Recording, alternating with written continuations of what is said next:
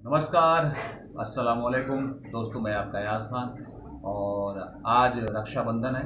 इस शुभ अवसर पर सभी देशवासियों को मेरी तरफ से रक्षाबंधन की ढेर सारी हार्दिक शुभकामनाएं।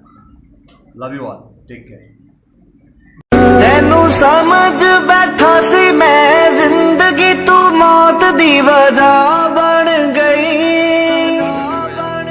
मैं तेरे प्यार विचों लभदा सी खुशियां, तू मेरे लिए सजा बन गई। मैं आपे छड्ड दिंदा जे मैनू दस दिंदा कि हुण तैनू निर्माण दी कोई लोड़ ना रही। तेनू समझ बैठा सी मैं जिंदगी, तू मौत दी वजह बन गई। मैं तेरे प्यार विचों तेनू समझ बैठा सी मैं जिंदगी, तू मौत दी वजह बन गई।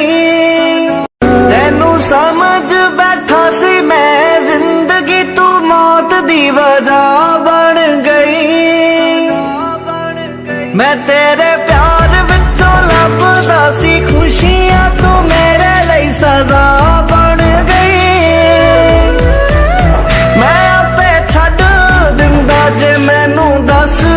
तेनू समझ बैठा सी मैं जिंदगी, तू मौत दी वजह बन गई। मैं तेरे